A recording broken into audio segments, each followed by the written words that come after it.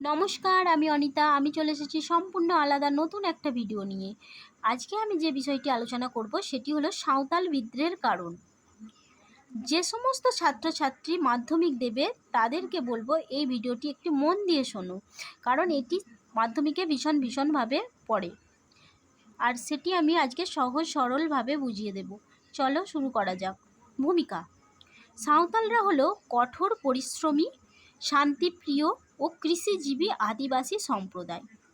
তারা বনভূমি পরিষ্কার করে বসবাস ও চাষবাস শুরু করে। তাদের অঞ্চলকে দামিনী কোহ বলা হয়। এটার অর্থ হলো পাহাড়ের প্রান্তদেশ। আর 1855 খ্রিস্টাব্দে এই সাঁওতালরা বিভিন্ন কারণে বিদ্রোহ ঘোষণা করেছিল। তারা বিদ্রোহী হয়ে উঠেছিল, আর যার ফলস্বরূপ সাঁওতাল বিদ্রোহ। সেই সাঁওতাল বিদ্রোহের কারণগুলি আমি এখন আলোচনা করব। 1 নম্বর পয়েন্ট: সাঁওতালদের জমি হরণ। সাঁওতালরা কঠোর পরিশ্রম করে পাথুরে ও জঙ্গলাকীর্ণ জমিকে চাষযোগ্য জমিতে পরিণত করেছিল, কিন্তু তাদের এই জমিগুলো জমিদার, ইজারাদার ও মহাজনরা নানা অজুহাতে দখল করতে থাকে। ফলে সাঁওতালদের মধ্যে ক্ষোভের সঞ্চার হয়, আর তারা বিদ্রোহী হয়ে ওঠে। 2 নম্বর পয়েন্ট: অত্যাধিক হারে রাজস্ব আদায়। ব্রিটিশ কোম্পানি, জমিদাররা সাঁওতালদের কাছ থেকে অত্যাধিক হারে রাজস্ব আদায় করত। এমনকি নানা ধরনের উপশুল্ক আদায় করত। এই সব কর মেটাতে গিয়ে সাঁওতালরা নাজেহাল হয়ে পড়ে। ফলে তারা বিদ্রোহী হয়ে ওঠে। 3 নম্বর পয়েন্ট: মহাজনদের শোষণ। নিত্য নতুন ভূমি রাজস্ব ব্যবস্থায় নগদ অর্থে খাজনা দিতে হতো। সাঁওতালরা নগদ অর্থের খাজনা দেওয়ার জন্যই মহাজনদের কাছে ফসল বিক্রি করতে বাধ্য থাকতো। এমনকি তারা ঋণ নিতে বাধ্য হতো। আর সেই সুযোগেই মহাজনরা প্রচুর পরিমাণে সুদের হার চাপিয়ে দিত তাদের ওপর।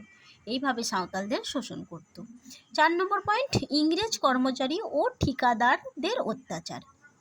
লর্ড ডালহৌসির আমলে যখন রেল লাইন নির্মাণের কাজ শুরু হয়, তখন বহু ঠিকাদার ইংরেজ কর্মচারীরা এসেছিল। তারা নানাভাবে সাঁওতালদের ওপর অত্যাচার শুরু করে। তাদের হাঁস, মুরগি, ছাগল সব কেড়ে নেয়। এমনকি তাদের নারীদের ওপর অত্যাচার করতেও এতটুকু দ্বিধাবোধ হয়নি। এই সমস্ত কারণে সাঁওতালরা ক্ষুব্ধ হয়ে উঠল, তারা বিদ্রোহী হয়ে উঠল। 5 নম্বর পয়েন্ট: বহিরাগত ব্যবসায়ীদের শোষণ।